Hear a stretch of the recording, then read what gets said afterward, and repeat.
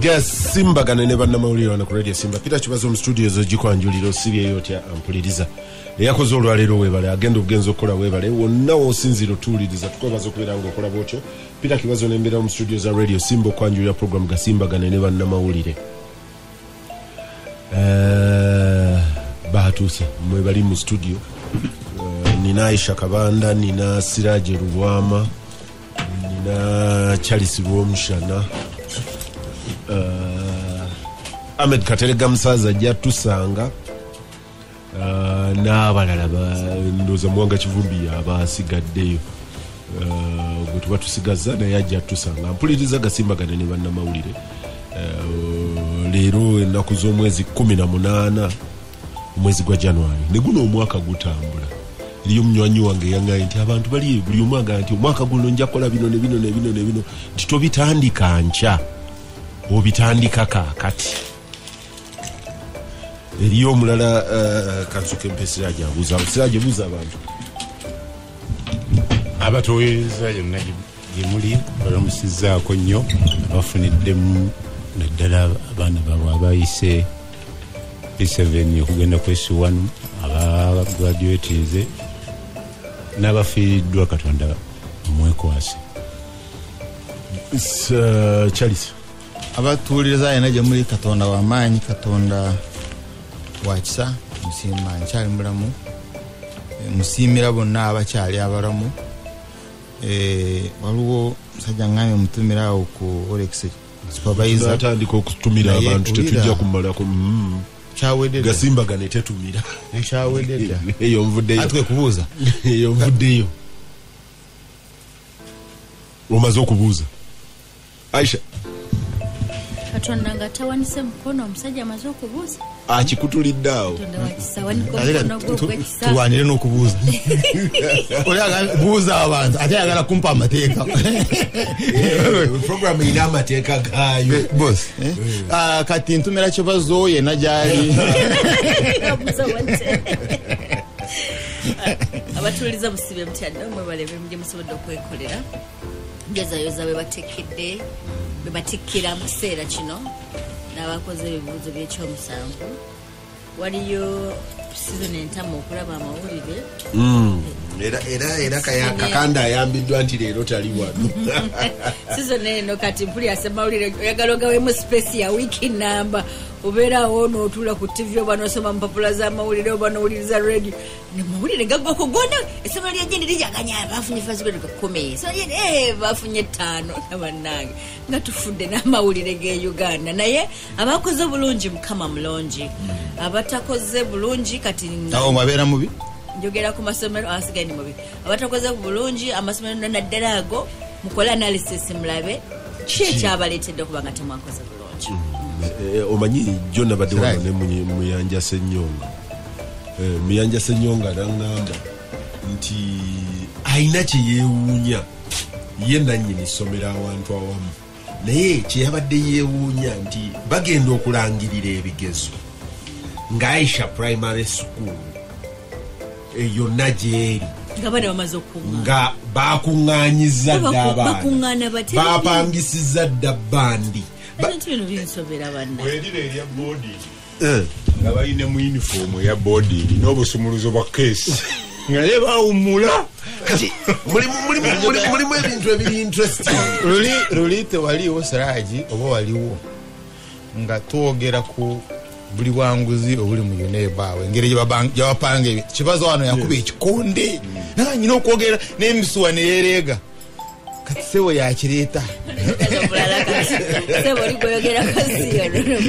omanyi mulimu byensigala nebuuza naye what went how baba wenyako mu advance ne babagamba kiwayi Romshana Primary School ekateba ine nti oyina yabo obunna basatu mukuŋŋaanya abaana kigeze minister abya unveiling ababeera babibi n'ebintu biri predictable waliwo ya predicting come here come shine kibazo lero agenda kwogera ku UP results ngena ya predicting anja baye bajja ku Gasimbagane and some other program tugenda kwogera ku results za UP kugamba kati waliwo ebiri predictable. Anyway Gasimbagane ne bannamawulire wano ku Radio Simba. Peter Kibazo, Aisha Kabanda, Siraje Rubwama ne Charles Rwomshana Siraje amawulire toyinza kusukka Piero nti at least lyakunoonya abanoonya mu bulungi yada manyiyo omwanoonya mu bubi eriye yambuziza nti Siraje akyali board member ekibuliko nze simanyi kati ne mmanya lwaki akunoonya waba yafunye 7 tata wange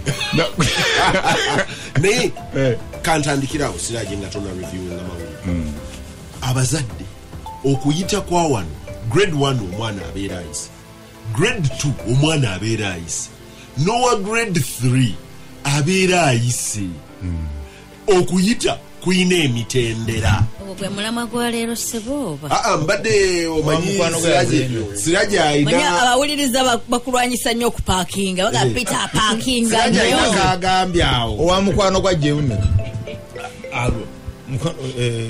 Road Mayor mbadde muwira nga waliwo amuliko abo bavueko former Lord Mayor ne Lord Mayor tebakwatagana ebisinga naye okuba kutwala maana mu masomero bonna bagenda Saapolo Kagwa Lord Mayor afunye 8 owa deputy n'afuna 12 ne bonna bajaganya at least owa uniform nenga somero liri yachincherese owa 8 ayomba ngamba ha omwana wange afuna atya 8 batibyombera ki anti kati bolango osobola okuyenda kuleveyo Peter, okimanyi tosaako feesi embi wekenyino kimanyi nti 8 omwana okufuna ekifo mu ssomero lyoyagala akifunemu is close to impossible kakati nze omuzadde mba saagala kubonaabona era nze nagamba omwana wange ng'akoze senior ffe n'abisunzu naye mugamba nze nakolera mu masomero gano saagala kubonaabona nakunoonya bifo I don't njagala performance yo ekwenoonyeza ekifo kati obuzibu tebuli ku muzadde ajaganya Aisha wasomerawo nsomera Gombe Senior Secondary School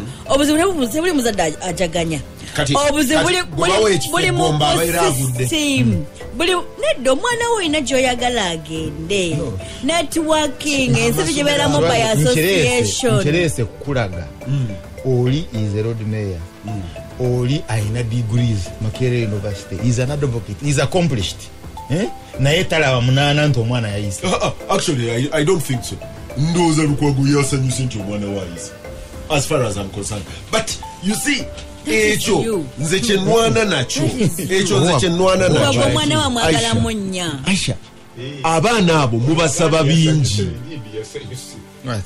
bingi I'm not even going to be fair to discussing abaana b'abantu n'abantu naye tubeere fair abaana bano amasomero agali e Uganda sigane 10 agasooka because ekyo kye kiblindinze abazadde bonna mwenna muggala w'amaaso teyagenze Kisubi teyagenze Buddo teyagenze Kibuli abazadde abo abasinga okulekana babuze basomera Peter olimu babiri emirundi kati the Peter I know a capitalist akiriza mu nsi erimu classes there are classes mu nsi abantu bankanankana omuntu yenna ayagala mwana we agenda in a world of the first economy by association afuna abaana abali mugasa mu bulamu obuzibu buli nti period gye tuyiseemu tezimbye ensi kufunayo ga Buddo malala Buddo ekyali Buddo yeyedda muve mu parking Siraje amawulire week eno ekisooka nti ebibuuzo bya primary ekyokubiri mawulire mu Piero nti emitwalo 6 bagenda kuddamu abafailinze abagudde 23 paka 24 agenda kulonda selection y'amasomero kwawa mikaba grade zokoze eki zofunye zezijjo kuwa gyolaga n'abakutwala oba bakusiimye ogendeyo last week badde mu graduation badde yasooka okubeera mawulire nnyo olwa gawuni ziva China finally zaatuuka interestingly gawuni tezava China interestingly bagamba China ne PPDA yayingiddeyo nega nti erina rekodi nti kakaaga kekavaayo kati baagala kulaba fayiro eyo baayisaawa procurement baagikufuna batya naye nga professor yeetonze n'aga nti kijja kuddamu omulundi oguddako. Is that a big thing? PPDA erina enguudo ze banyaze ezifana anyway tugende mu maaso kakati the Makerere University is a public entity. Kasiraje amalo okumaliriza amawulire. Anego kirese. Siraje. Katubiyita mu lukwakwaya kwajja kulonda ko kimu tukiteeseeko. NNC promoting a by Uganda by bichi babita bateyo. By Uganda bubu ne president nakuzina yambale sati nagandi mu bubu kati mukozese bubu.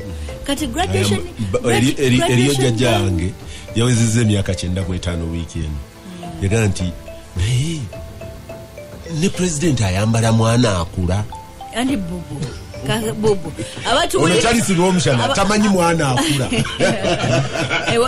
mwana akula omumanyi bewaabwe zeziri ordinary ze bayambala ngeyave yatayambala mwana akula twayambalanga magutiya kati mwana akula Charles kanji kunnyonnyole oli ayambala ekisaati ekitamulekeewo nga ne bwagejja yakusigala ojja kujyamu bagiteekangamu ebukula mu maaso tetwayambalanga mpale obeera ne sweta nga etuuka mu mavigo n'ogikyusizeeyo n'osibirayo ekikwasi olimbanja naawe naye abatuwuliriza bubu lekabe butambala bategeere bubu nti gavumenti yawano egamba nti tugula ebintu bya wano byokka okusobola okutumbula amakolero ga wano n'abaana okufuna emirimu be baatutte ebiteeteeyi gowns ebiteeteeyi by'abaana abatikirwa bikolerwa China yensi gye tutambula for pure information kubanga mmanyi at least ekisooka nti gawuni ye Makerere emyaka ene emabega Makerere yasaba through a public request mu mawulire omuntu oba company ene designinga gawuni nga gawuni eyo yanjawulo eri distinct ya Makerere n'ebyenkizo n'ebigenderako abantu basse kinoomu ne company ne ziteekamu design zaazo emu ku zondo zabagiyita team business something Mulago newangula omwami agikolako yasomesaako mu fine art bagiyita Margaret Trowell School of Fine Art n'ebirala n'ebigenderako n'awangula Makerere n'emuwa omulimu ogw'okukola gawuni eyo omwaka ogwo naye nti okuva kati okugenda mu maaso Makerere ejja kubanga ne gawuni nga ya Makerere siziri ezaffe ku mulembe gwange nekiro kya exploiting abantu by the way oleke kuddira gawuni Peter gye yayambala muto wa yambala eno mulala Peter kyabadde ayogera okitegedde because this gowns on market gena Aisha take heart ekisooka nti universities across the world teziduplicate so what happened kati bwe bakkiriziganya omulundi ogwasooka Makerere n'egamba nti mwabayizi bakibazo ne gundi bwe munabanga mu graduate nga mugende ku team mugule gown eri approved nebaaya abagezigezi nga kibazo ne bagenda ku team ne bagigula ne bagireeta ewandege yawaliwe twagula ezaffe ono olw'omushana amanyiiwo nga ku UH ne bagireeta ne bagiyozaamu ko Makerere eyaffe ina logo ya 3D simanyi 2000 stitches n'ebirala ti eno gye mwakubisizaamu si eyaffe kati oli omwaka ogwaddako gino emyaka 3 egiddeko ko Makerere nti bw'oba ograduate nga sente zo zisasula munda mu university fene tukuwaaki gawuni the truth is ekyalemye Makerere omulundi guno kubanga ebadde ekikola emyaka 3 egy'omudiringano yebadde egaba gawuni ekyagiremye omulundi guno Makerere teyasasula supplier wa gawuni yabadde ababanja I think about 700 million wetwogere nenga yazifuna Makerere nga yazifuna yes because buli muyizi asasula fees za graduation ngabo osasula convocation ku fees zo osasulirako ezaki eza gawuni Makerere egamba nti olw'okuba ba centralizinga system sente zigenda mu muhakanizi nti tiyazireleasinga ku mulundi guno truth or not I don't know but at least nkuwa kati the factual picture kati ono yabadde ababanja akola gawuni azitungira Mulago awali Pride Microfinance kye ba importing okuva China ba importing materials kubanga Uganda teriyo chuma kiddira pamba ne kimujjamu ki ngoye kati a importing materials okuva China nazitunga mu gawuni yatunga ez'ekyambogo. Now you will know why I know. Yatunga ez'ekyambogo University abaasembyeyo okugraduatinga. Yatunga eza Uganda Management Institute kubanga yakawangula mu public universities 3 okutu neza amakerere bamubye abamakerere. One of their failings ze batagambye bantu mu lwatu nendoza vice chancellor yamaze n'akyogerako bali tebamusasula n'omwaka ogwedde yabawa gawuni nga bakyamu akyababanjayo miliyoni 2 kati y'omusajja asaplying sirowooza nti alina omusango era makerere tejja musanga mu musango. Makerere ne finance balina otunnyonnyola sente zaabulirawa but at least kyenjagala abantu bakakase nti abazitunga bannayuganda abazitunga baana basoma mu bagiyita team business school y'abaana abamaze senior 4 ne senior 6 ne bagenda bayiga ebyalaani. Government ya Uganda yabba sente z'abannayuganda. Ebyo gobimanyi. Onyonyode ne bazikunganya ne baziteka mu Bank of Uganda. Siraja abadde tannamala. Amubule twamaze ddego. Anti wawambye tonnavaayo. Ledda Aisha mbadde muwa at least factual picture ku Makerere. Siraje maliriza. Twabadde tuli ku mawulire n'enkugamba nti aba Sekikubo Honorable abadde mu kooti emirundi 2 nga DPP emisango ejyali gimuvunaana tagitaddeeko ku mirundi gyonna 2 ataddeeko ejja 210 ebyokusamba baafu n'okutataganya okutiisatiisa abantu ne pisito na biki nagabu ebbanga lyonna abadde kwesenga talabikako kale bamufunye. Ekyo ne kibeera bulijjo yabula nga address ye temanyi. Naye ogwokubiri bamuggyewa kanisa patuze Museveni yali afuuka kapa kati nese Kikubo ayinza okuba yatandika okufuuka kapa.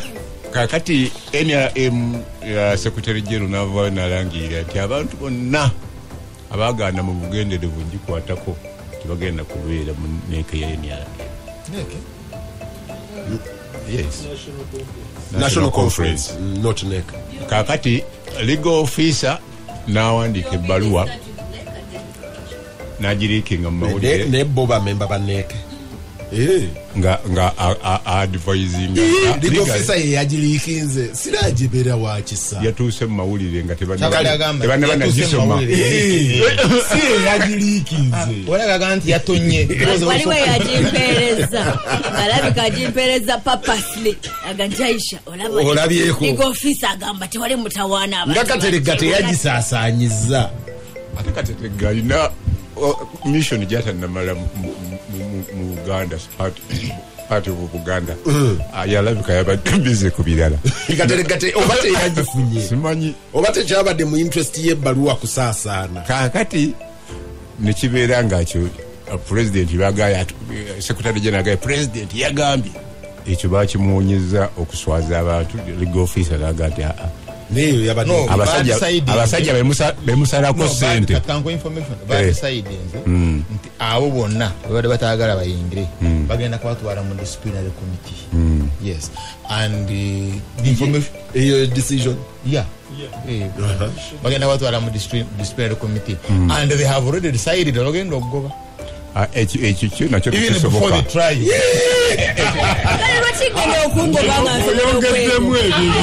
ndoza wano amazima Kateregga anti oli ayampadde ekyo yampadde nakiri nagamba ono like for instance embateekamu gwamusinze edda wewe tinka simire is okay mbayina abo bamaze okujjako omusango ne bwamaze bateka kwa gwamusinze yawedde tinka simire is okay bajja mukoshoninga is okay simanyi ngeri bana makuboka bra Sekikubo ali mu police ojulumuleko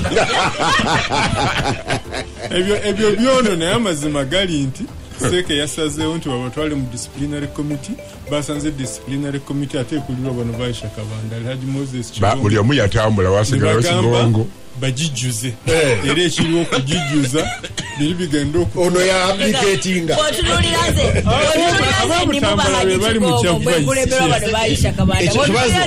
disciplinary committee eyina okutuula disciplinary committee ate male emisango yonna ngeze nchiko tezinaba mukwano gwange senyonga banamugoba bulike je muyemaze mwaka bulike je kabera katono siraje mahiriza tugende akati amawira amala gabadde mu wiki agatisana kubuusa maaso ya impeachment ya Trump ebweru wa Uganda ti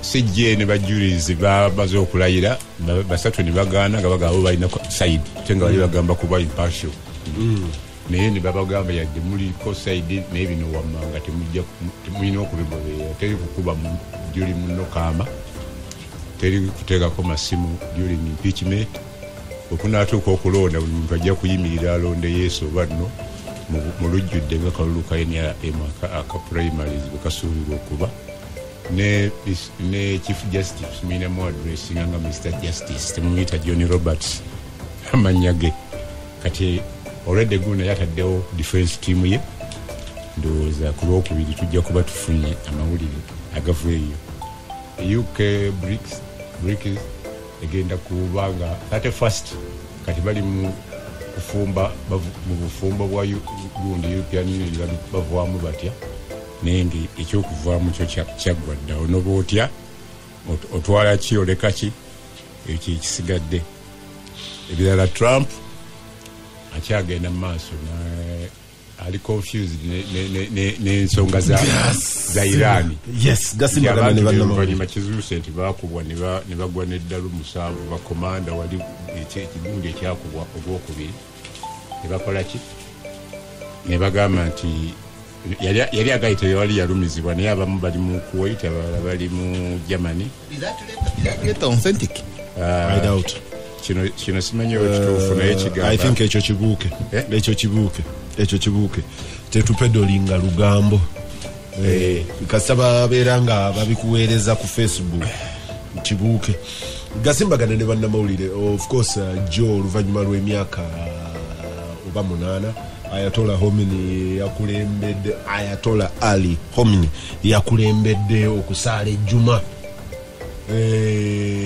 Iran najja y'amaanyi kubanga oluvannyuma lwa Iran okukuba ennyonyi ya Ukraine abantu baali beekalakaasizza n'alaba nga amaanyi ga gavumenti bagatestinga naye Ayatollah Joe bwe yasaazizza ejjuma the after effect bagenza okusanga ng'ebibuga byonna birayira mu linnya lye n'ekirayiro kiri ekyo ekirala ekya Allahu Akbar naga nti awo Iran ekyali y'amaanyi era n'agamba Abamerika eno mu kino ekyondo mutwamuke gasimbagana ne bannamawulire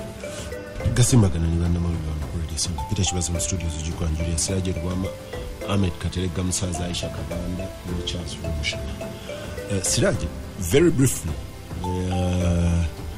manyi nti abantu abasinga ebibuuzo bino bwe bidda bonna batunuulira abaana baayise district X yayisizza oba teyayisizza oba yakoze bweti naganyo kitunuulira bwentyo ate kino ndowooza ngenda kubeera nga nkiddamu omulundi oba gwakubiri oba gwakusatu natunuulidde block figure mu 1997 Uganda yawandiika abaana 67,000 okutandika universal primary education. Oluvannyuma lwa yali Mayanja Kibirige okugamba nti ajja kusomesa abaana bonna. President Museveni speaking up ndoza Dr. Semugerere yakuwa qualifying ye n'agamba nti bonna tebasobola kusoma n'awa figure. Mwami Museveni n'agamba nti bana bajja kusoma because Mwami Museveni yatandika n'abaana basome. Oyo bana ne bamutebuka n'agamba nti bonna basome. Naye omulundi ogwo twawandika abaana 67,000 mu universal primary education.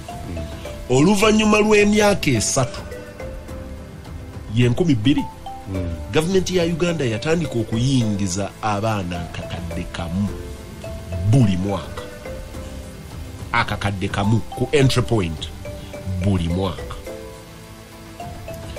Emyaka 4 egiwedde akakadde ako keeyongeramu ensuusuuba 1.3 something bwetyo, kitegeeza nti tubadde tuyingiza abaana akakadde kamu n'ensuusuuba. 96 2006 tubala 10, 2016 myaka 20, ati tuli mu myaka 23 eja universal primary education. Abaana abamaze ekibiina ekyomusanvu omulundi guno bali 69,000 mu kasanvu. Tetwawezezza na musanvu ne push it up make it 70,000 ng'okumala emyaka 20 obadde oyingiza abaana kakadde bali tubaluuzingirawa betufiirwa mu system because bwe tubanga okuva mu 2000 mu myaka gino egisembyeyo tubadde tuyingiza abaana 1.3 something, eri mu lulimi lwaffe bagiyita completion rate. Completion rate eno eri kuki nti tuluzinga abaana kyenkana 40% ku be twayingiza mu kibiina ekibereberye. Kiki bwe nabadde njogera olunaku lw'eggulu omuntu nampa the next level nanga nti ne kwaba abazze bameka abagenda all the way because twateekako ne universal secondary education nanga nti universal secondary education ate kubano 60,000 n'omusobyo abaakoze yo tetuusa wakati mu beekyaning out. Abaana tubaluuzindirawa bazadde, gavumenti oba bakibazo abafeedinga figures be balina ekizibu kubanga ezo levels esatu zonna zisoboka.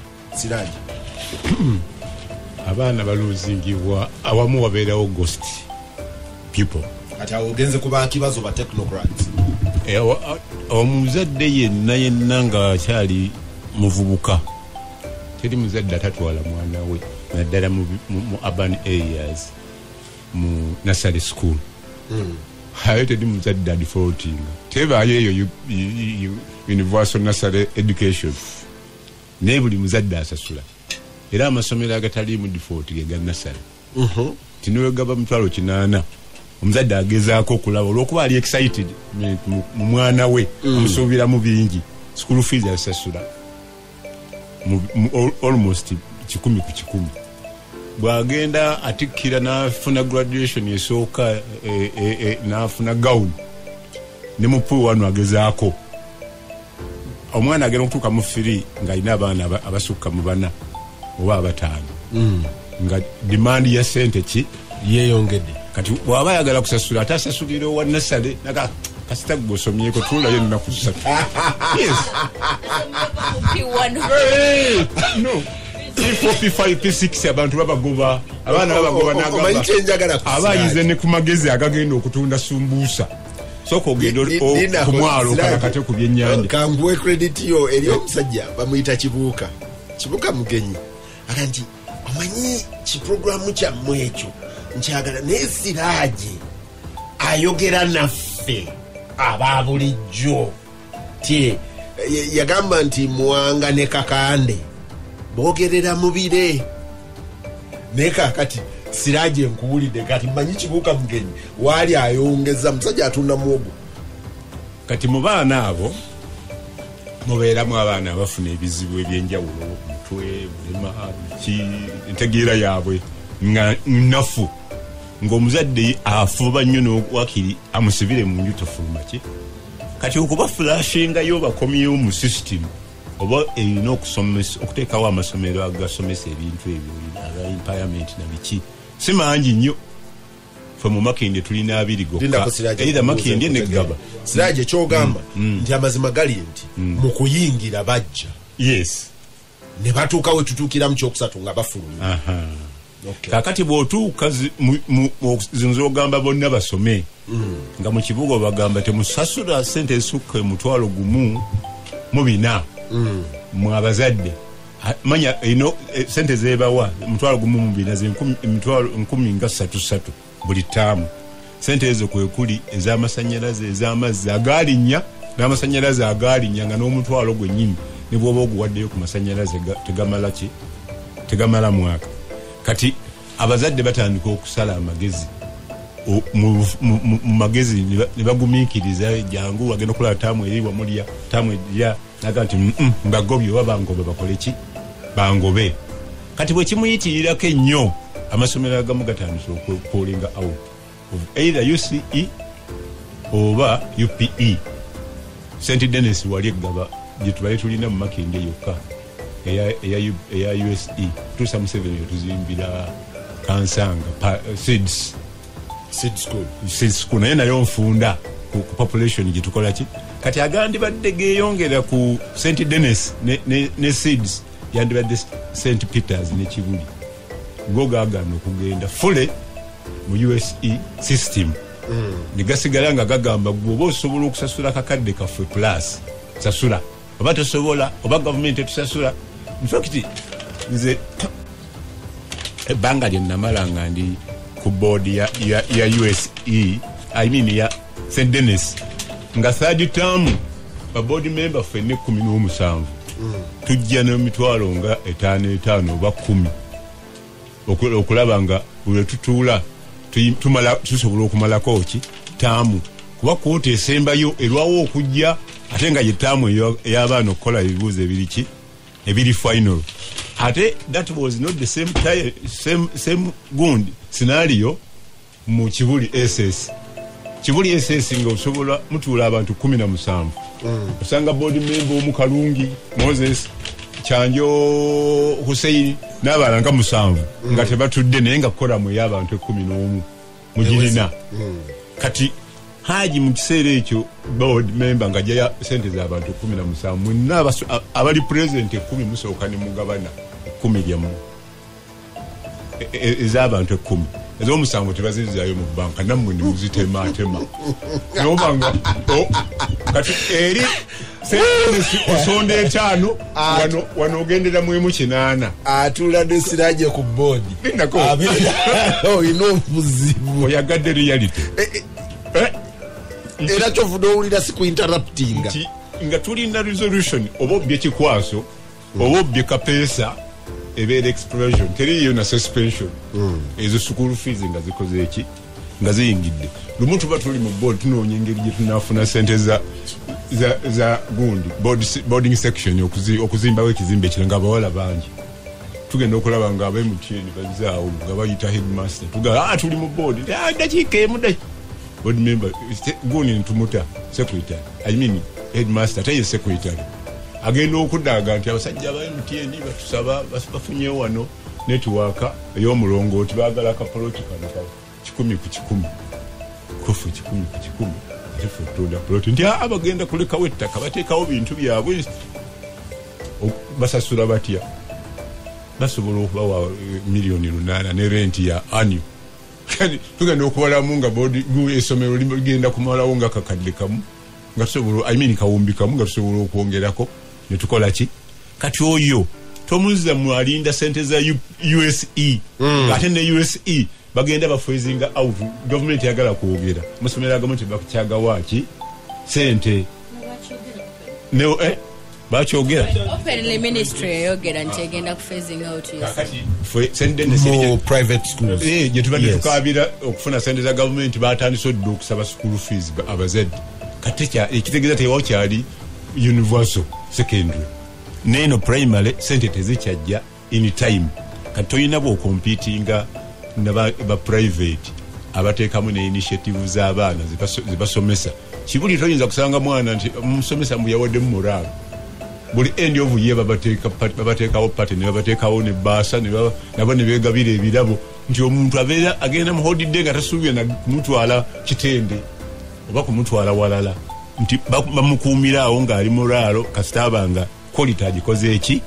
Kati ate bw'otuuka Buganda aga primary osanga nga eriyo ba headmaster abatamala myaka 2 mu ssomero kasita performance egaana nga bakugoba Kironde Michael ono wa St. Janan Kabaragala nga weyatandikawo eno Bombo campus atunulira abaana bwe batinaga nti ono no bali munana nti abo mbasuubira mu buna nabagamba gwe abaana abo mbatwala Bombo nti asina za kisulo nti nja kuzisasula n'ateekamu input n'abawa ekisulo naye nga Bombo yerina okusinza first grade kati yasobola okumanya tuwanusuubirawo abantu 4 oba 5 ab'obuna n'edimasa n'amutiipingako naye ate eriyo third world schools ng'agaba nayo ebutambala ninayo omwana wange Gombe omusajja yanga ati oyo mwana tumusuubira mu first grade twandyagadde ku luno nawe Gombola amasomero mangi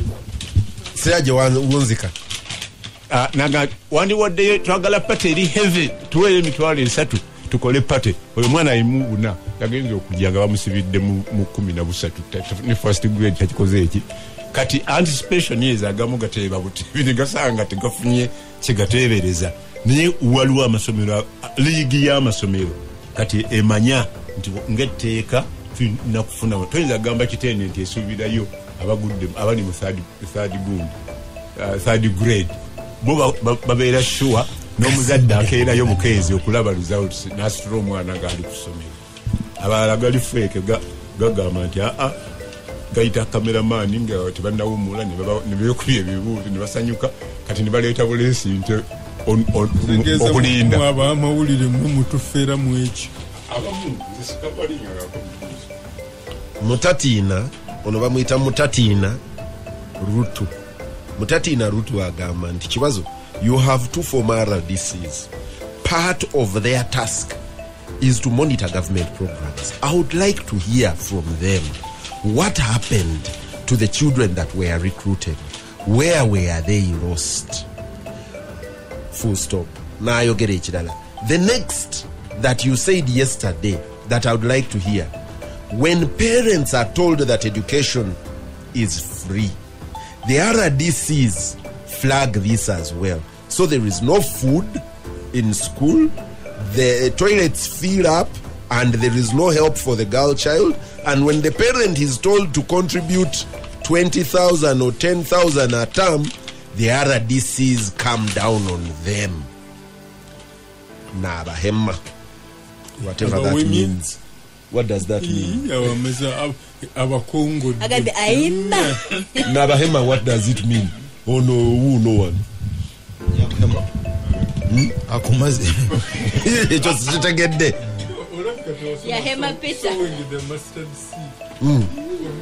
Yakuganti yali awe mu musomesa n'amusingaaniriza ne bamuwa ekibonerezo ekyokusigula ebisagazi teyabuulira kitaawe kubanga abamuwulira kitaawe yandize n'akuba omusomesa oyo ate okusoma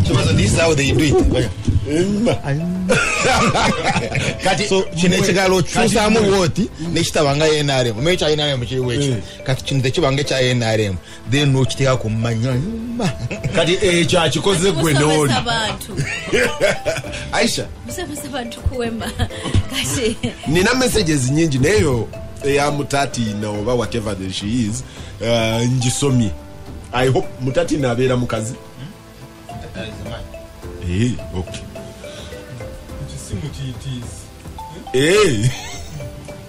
UNESCO kati lwaki tebabiwandiikira ddala mu Luganda?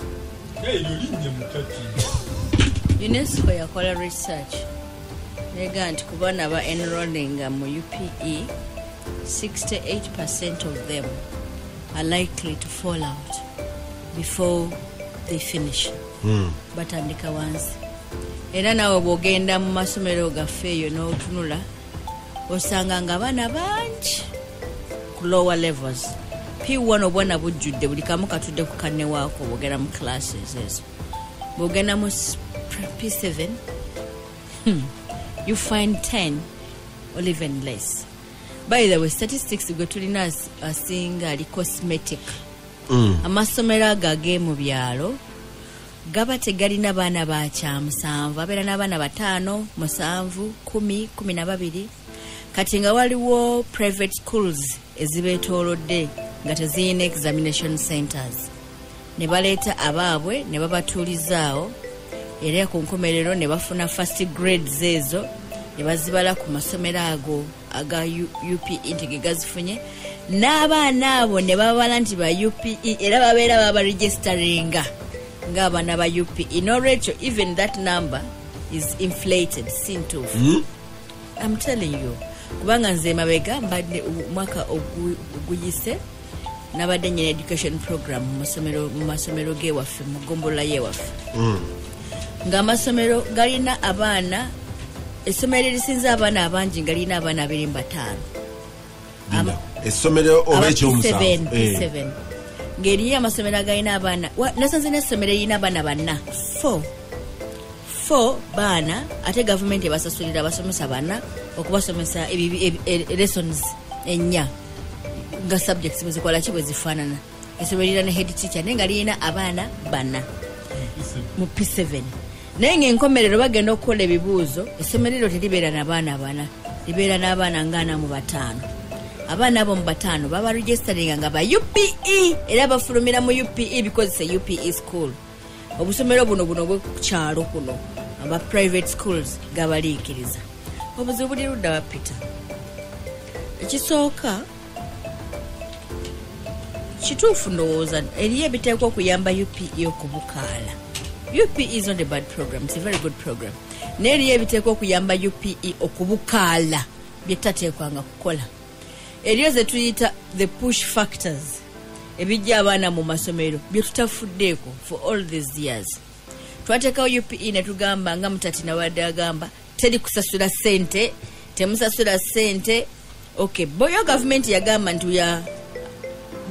bazita batya kugabanya buvunaanyizibwa buno bwa muzadde buno bwa headmaster bwa basomero buno bwa gavumenti. Omuzadde ne bamugabanyiza obuvunaanyizibwa bwe ne tutamusomesa buvunaanyizibwa bwe kubanga obuvunaanyizibwa bw'omuzadde bwaliko okufuna uniform n'okufuna emmere aye ne tugamba tasasulayo n'ekikumi.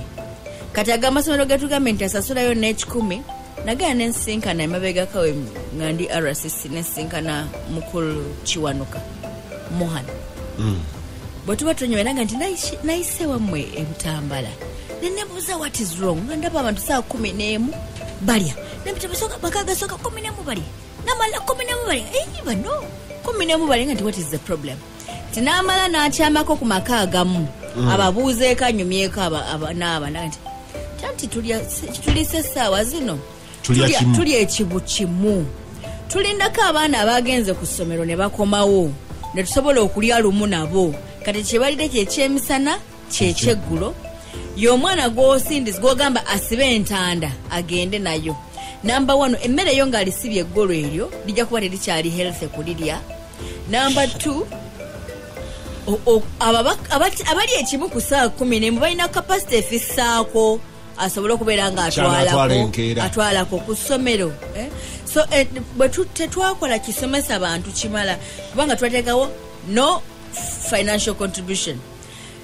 Je ndowooza nti yali nkyamu kubeerawo singa abazadde batuula ne bayisa resolution tugenda kunywa obuugi mu masomero gano era nzikiriza nebaze ow'ekitiibwa Haji Nassar Lubega egombola yeewaabwe saba Allah musasira mususa egombola yeewaabwe agiriisizza emyaka egiwera nga amasomero gonna mu gombola eryo abaana bonna abawa obuugi. Kati tetwakolawo nti kati abaana bwe baba akunywa buugi oba kulya kawunga banaakola batya. Nze we nasomera ensambye wano nga omusomesa agenda ku bwe tugenda okulya ku emmere ku lunch time omusomesa abeera n'ekitabo n'asoma gundi muyimirira wali ne basoma one by one buli eyasomye eyasasudde yagenda n'akola ki n'alya emmere. Such a thing tekyandibadde namutawaana naye twateekawo enkola outlawing okukijjirawo ddala nti teriyo okusasula ssente n'atasobola ntukijjawo ne kimenya ensoma y'abaana. So obulamu bw'essomero ne bweyongera kubeera buzibu. Kyekyegombesa wano okubatimpula bakyabatimpula ku masomero batimpula emigabana ku masomero wano baziwera wano mwe Kampala ne ku radio kuno baziwera naye abaana bakyatimpula abazadde bakyatimpulya abaana ku masomero okutimpula okugunjula si kubi naye okutimpula egoba omwana obutayagala kukola kikudda wabadde enkwasaganya wakati w'omuzadde n'omwana ntono nnyo. Omuzadde ali ku lulwe, omwana ali ku lulwe, omusomesa ku lulwe, teri kimwegombesa. Tusikiriza bano okujja mu ssomero ne batandika basanga bibawulira ndi baswaza. Ffe yewaffe until recently nze essomero lye nasomeramu ekyomusanvu libadde paka last year libadde likyasomba obusa. Nze lye nasomeramu eryange myaka emeka egiyise buli kyasomba obusa kati omulembe gw'omwana alitika obusa naga nti ewanyowa obusa bwe bugenda kunkuba kibooko kubanga sirese busa kumala class naga nti ewanyowaawo naye n'abikola ki n'abiviiramu awo. N'abasomyeko abasomesa baabwe tebanaba kwegombesa abaana kimala abaasooka bali mu mbeera mbi nnyo bano bagezezzaako naye ebisikiriza omwana bimukuumire mu ssomero enkwaso katugiyite enkwaso kabeita kakamukamba kubanga omwana wa primary aba kyali wakulimbalimba tanaba kumanya lwaki yalina okusoma. Omwana tamanyi lwaki alina okusoma n'abazadde batono bamanyi lwaki alina okusomesa omwana. Okimanyi nti abazadde olwaliro bakyajja abaana amasomero ng'enkuba yatonye nga nti enkuba akakuba katonye basigaleko awaka bannemereko bankolere ku bijanjaalo kati waffe beera booza ntangawuzi. Osanga abaana school time bali mu kumigga booza ntangawuzi balina kubeera ku ssomero. Aisha, just hold. Omuzadde ono gwe wagambye alina emmere abali ekibu ekimu nkyanoonya contribution y'omuzadde. Abazadde ba wano ndowooza enjala abantu ba wano gye bajjukira in most recent times eyali embi ennyo eri mu early 80s abantu lwe baali akawunga ka yero eri mu 1980 naye emu ku attractions eziri interesting oli yabadde anyinyonyo ganga nti actually amasomero ye yali attraction ng'abazadde bamanyi nti eka simanyi eka teriyo mmere agende kusomero afune ekyokulya bagende kusomero bakole ki bafune ekyokulya. Challenge yange esooka ne government school feeding. Government egamba teyinaki sente zigaba mmere ku masomero naddala aga primary olw'obungi bw'abaana abaliyo. Ababalirizi by'ebyenfuna eriyo mukwano gwange nammwe ayogera nammwe naye twalina olw'omukyano ono olulala wano ng'atunyonyo naga nti singa ozuukuka ku makya nga gavumenti noga nti buli ssomero mu Uganda wano buli mwana mu wiiki emirundi 3 agenda kulya eggi. Olwokuba njogedde eggi oyinza n'okumumanya nti agenda kulya eggi nti ogenda ku sparinga economy bomugga etandika okudduka emisinde kitegeeza nti abalimi b'akasooli bonna balina akatale, ab'amagi balina akatale, abalima soya balina akatale, abalunzi b'enkoko nti spillover y'economy ne sente z'oba excitinze mu economy mpitirivu. Naye n'atakomaawo n'aŋŋamba yali alina ebirala byagakomparinga nago naga nti singa balyayo ebinyeebwa ng'alina ne protein content naga nti amata nti singa oddira buli mwana n'anywa kota lita y'amata emirundi 4 buli wiiki ze lita 2 buli mwana naga nti olina abaana 7,000,000 mu primary buli omu yanywedde lita 2 ze lita 14,000,000 zotadde mu economy n'ambuulira kye kitegeeza naga nti gavumenti eteyina sente actually ebeera egenda kukola sente mu kugaba ebyo nti gwe okola ekintu kimu kumakinga sure nti Kateregga atunda amata omukuŋŋaanyaako omusolo, Kibazo atunda amagi omukuŋŋaanyaako emisolo, ow'enjugu omukuŋŋaanyaako omusolo naga nti ekyo kiryawo. But nze nina ekyange ekiri selfish Aisha. Nabadde ne wano nga nkyogera jjo Aisha, mu nsi eno tubeera tutya n'omusajja n'ozuukuka n'ogenda ofuna omuwala wa banno n'owaasa muwala wa Aisha Kabanda n'omuzaalamu omwana n'atuuka okusoma nga tosobola kukuŋŋaanya mutwalo gwa siringi gumu oba 2 kugumuwa buli ttaamu kubeera ng'alya ku ssomero, gumu oba 2 mu myezi 4 gy'emitwalo 6 omwaka nga naawe naye era n'osigala ng'oyagala obeere na taata. Kibazo tumaze okukitegeera abakola constitution bali balina amagezi Kampala of Buganda, but not Kampala in Uganda. We come, whichever you are not in Uganda, but you are of Uganda. Bakwatanga abavubuka olw'okulema omusolo obwo bulaga javu obwo bulaga javu omuntu ate no oyo atasasudde kakaaga omusanga yakedde kugula waraji tebagula kaveera basaba bagula waraji wa kaveera wa siringi 10 n'amunywa Monday to Saturday gwe atasobola kusasulira mwana wo mitwalo 2 ekisooka ngenda kubeera arrogant towasa mwana wa banno yenna nabona bali gwe atasobola kusasula mitwalo 2 tuteekeddwa kubeera taata beetaaga babakuŋŋaanyenga ku ggombolola oyo atasobola kusasula egyo mitwalo 2 ettaamu babakubbe embooko babawe n'essamba balime kibazo mwajjawo kyekyali kyagireta kuteeka mu ssemaka buvunaanyizibwa whereas kigenda kuwulikika but that is my position. Kibazo should be the other way around. Mwe bakibazo ababba mwe bakibazo ababba ensimbi za public ezandabadde zijjayo oli omunako mu kyalo abateme ku emitwe because the centers zonna muzikwatire. Oh yes, begin with that because the simbi tezigendayo. Now what do you expect them to do?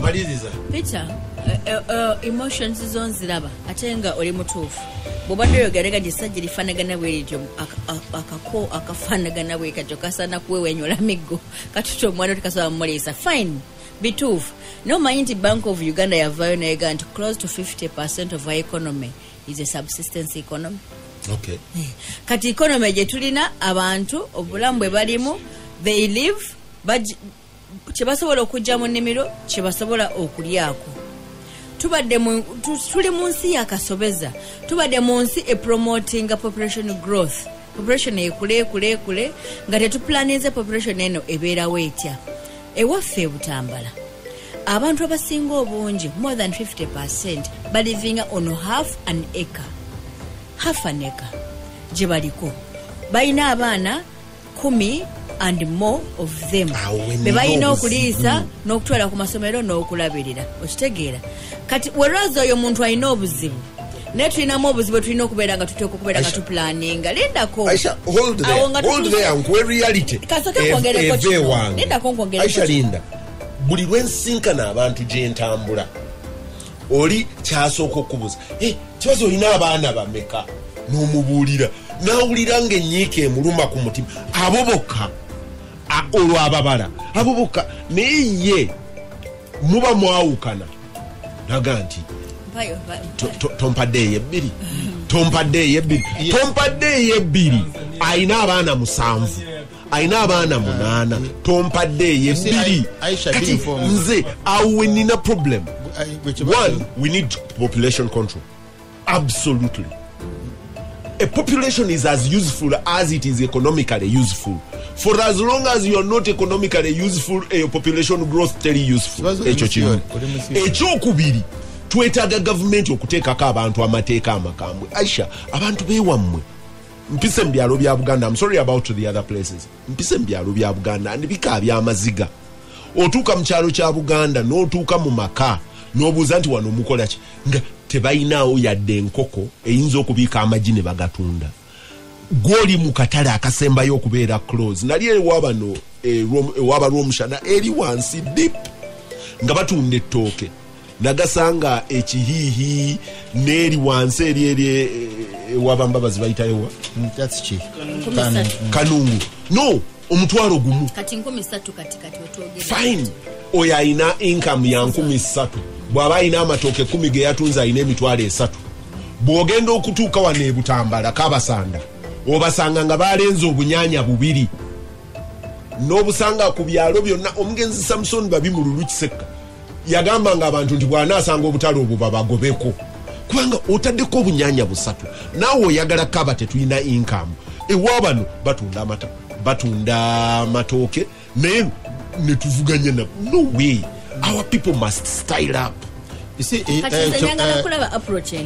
second ono bogenda waro population census gye bakola ne bakizuula nti abasinzeeyo okuzaala mu Uganda was northern Uganda okuzaala and ate northern Uganda yali ine bizibu bibiri. One yali ine olutalo nga abantu bali mu kampu ekyokubiri of course naturally nga bwavu buli waggulu kikolaga nti abantu bakoma okubeera abaavu leisure webakoma okuzaala yes so kati ndowooza kibazo okiraba the other way around bolowooza nti oli azaala because tozadde nnyo you are affluent oli mu class eri wano omukyalo yali alina okusoma wamalirayo okusoma wamalirayo okusoma because ugenda kukwasa nga 29 but bali bawasa at 13 14 yes so and that's why the difference is it is all backwardness kati tolina okulwanyisa and unfortunately gwe aleetinze down population gasimbagane ne bannamawulire Aisha Wunzika ngende wakati approach y'omukulu oli eyayogera naawe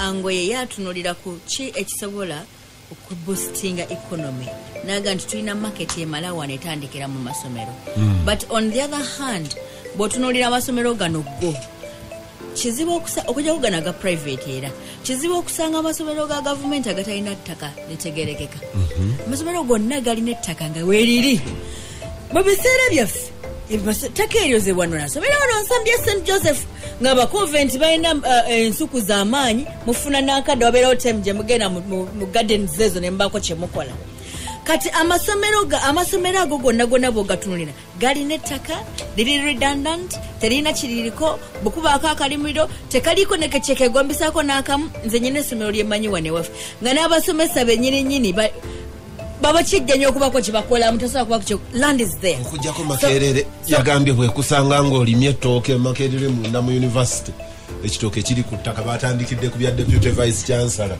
kale ettooke is a long term agabadde nga nesekawo okumuzikiti Makerere kati okubanga mulina ayinawo ebitooke bye nabyo baabitemye okubanga mulina yeka z'ettaka 20 nga mutudde ku yiika 2 ngezisigadde yika 18 nekyali amasomero galina yika 2 gyegali agazirina galina ettaka amasomero galina ettaka gano getwogerako teyaliraba mpola abantu bageze gayogerako traditional schools ettaka lya Kereziya ngeri oba kanisa kubanga bano basirajero lwe baali e Kampala ne Haji wange district land board buli kasomero akayinawo ekitundutundu ky'ettaka oyogera ku bana ababbi b'e Kampala naye wana amasomero gaffe ganago mu byalo abantu bazze ne beesenzaako la kubanga tewali kigendako tewali kitaking a place nze question yange